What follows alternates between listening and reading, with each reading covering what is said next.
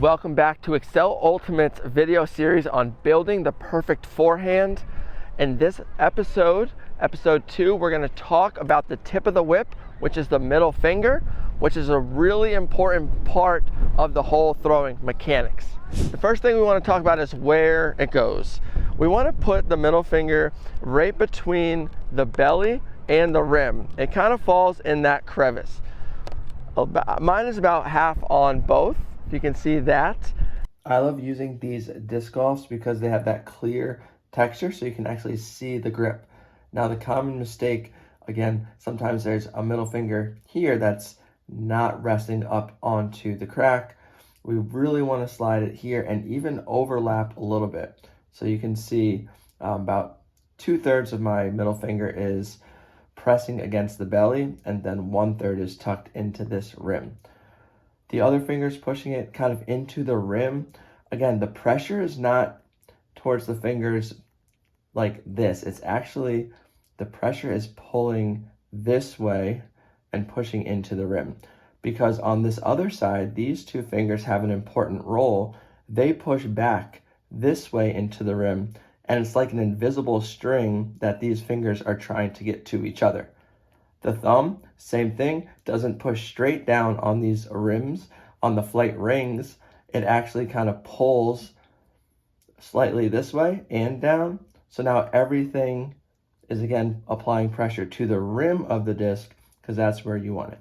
So this is how everything looks like with an invisible disc. And if you look here, you'll notice there's no gap here. I know we're talking about the middle finger and the tip, but since everything is kind of pulling the disc and the rim in, there's no gap there. If there's something here, that means you're simply just pressing up top and you really want to pull. Here's the most important part of the tip of the whip. What we want to do when we release the forehand, especially for power, is we want to follow through. We don't want to let go of the disc because if we let go of the disc, yes, it's still going to go forward because there's momentum, but we're not giving it enough rotation. And discs that don't have the rotation early tend to lose steam because they hit the friction, they hit wind, and they don't have the spin to push through. So what we want to talk about is as we're throwing, this middle finger, which ideally is behind the wrist, right on the release now follows through. Look how much range of motion you get. And now the disc, watch this, the Excel logo is facing down to the camera. When we throw, we want it almost 90 degrees this way as you release. So you're almost trying to throw, this side of the Frisbee, so it's already rotating quickly within a millisecond. Okay, so let's watch one example where I'm just going to kind of release the disc. It's like a normal flick, but I'm just going to let go.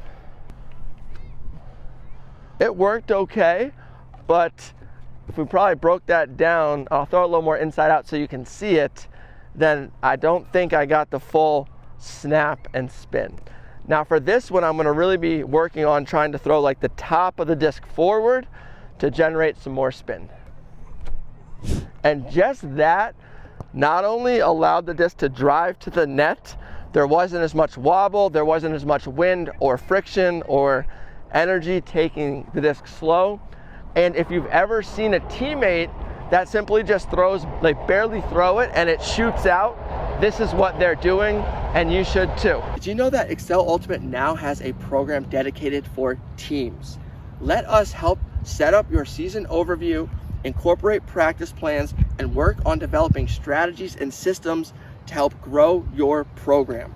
You can reach out at excelultimate.com or on Instagram at excelultimate to set up a free consultation.